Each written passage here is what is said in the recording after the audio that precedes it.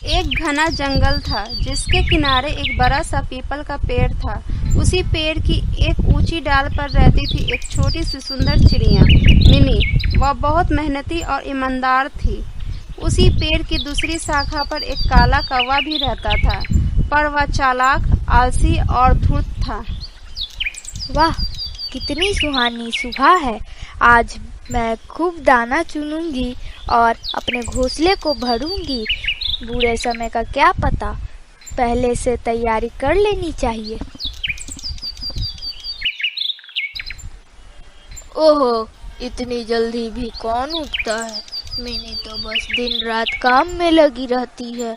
मुझे तो आराम करना पसंद है। किसी न किसी से कुछ छीन ही लूंगा। इधर कालो कौवा ये सब सोच रहा था। उधर मिनी चिड़िया भोजन की तलाश में इधर से उधर भटक रही थी। जब मिनी चिड़िया भोजन लेकर घर लौट रही थी, तब कालो कौवा अपने घोंसले में बैठकर ये सब देख रहा था। मिनी के पास तो खूब सारा खाना जमा हो गया है। अगर मैं इसका दोस्त बन जाऊं तो इसका फायदा उठाया जा सकता है। और मिनी बहन, क्या हाल चाल है? तुम तो बहुत मेहनती हो। मैं सोच रहा था क्यों ना हम दोस्त बन जाएं। तुम और मैं साथ साथ रहेंगे, खाना बांटेंगे, हंसी मजाक करें। बोलो, क्या ख्याल है? कालू भाई, दोस्ती तो अच्छी बात है, लेकिन दोस्ती बराबरी पर होती है। अगर तुम मेरे साथ मेहनत करोगे तो खाना जरूर बांट लूंगी, लेकिन अगर तुम सिर्फ आराम करोगे तो ये मुझसे नहीं होगा। अरे, मेहनत करने से मुझे क्या एतराज हो सकता है? कल से मैं भी तुम्हारे साथ चलूंगा। जितना खाना तुम लाओगी उतना खाना मैं भी लाऊंगा, देख लेना। ठीक है, मैं देखूंगी कि तुम अपने बातों का कितना मान रखते हो। कुछ दिनों बाद बादल घिरते हैं और बारिश शुरू हो जाती है। अब जंगल में दाना पानी ढूंढना बहुत मुश्किल हो गया था। मिनी अपने घोंसले में आराम से बैठी थी, क्योंकि उसने पहले से ही बहुत खाना जमा किया हुआ था। अच्छा किया जो पहले से ही मेहनत कर ली। अब आराम से खा सकती हूँ।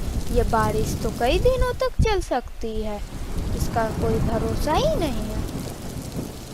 हाय रे, मेरे पास तो कुछ भी खाने के लिए नहीं है। भूख के मारे मेरी हालत खराब हो रही है। कितनी बड़ी गलती कर दी मैंने। काश मिनी की बात मान ली होती। अब क्या करूं? मिनी बहन, बहुत भूखा हूँ। 2 दिनों से कुछ नहीं खाया। बारिश में कुछ मिल भी नहीं रहा। तुम्हारा दिल बहुत बड़ा है, थोड़ा दाना दे दो, बस थोड़ा सा। कालू भाई, जब मैंने कहा था कि मेहनत कर लो तो तुम सोते रहे। जब वक्त बुरा आया है तो मदद मांगने चले आए। गलती हो गई बहन। अब समझ आया कि मेहनत क्यों जरूरी है। अभी तो भूख से जान निकल रही है। बस आज के लिए थोड़ा सा दाना दे दो। ठीक है, आज के लिए खाना दे देती हूँ, लेकिन आगे से मेहनत करनी पड़ेगी। अगली बार मैं कुछ नहीं दूंगी, ये याद रखना। सच कहता हूँ मिनी बहन, अब से मेहनत ही करूँगा, तुम्हारे जैसा बनूंगा, ईमानदारी से खाऊंगा और अपने लिए खुद खाना जमा करूंगा। बारिश थम जाती है, मौसम फिर से साफ हो जाता है, सूरज की किरणें निकलती हैं। अब मिनी अकेले नहीं उड़ती, कालू भी उसके साथ उड़ता है। देखो कालू भाई, वहाँ खेत में कुछ दाने गिरे हैं। चलो जल्दी से ले लेते हैं। हाँ बहन, अब मैं पीछे नहीं हटूंगा। आज जितना खाना इकट्ठा हो सकता है उतना अच्छा है। हाय रे, मैं तो थक गया।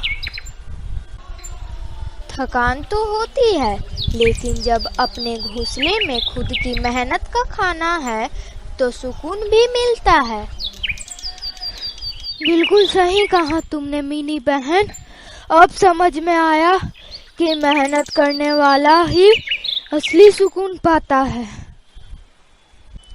कुछ ही महीनों बाद कालू का घोंसला भी खाने पीने की चीजों से भर गया।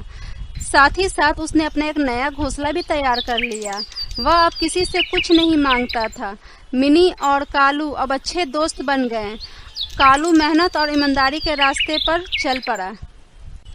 बच्चों, इस कहानी से हमें ये शिक्षा मिलती है, दूसरों की मेहनत पर निर्भर रहने वाले कभी आत्मनिर्भर नहीं बनते।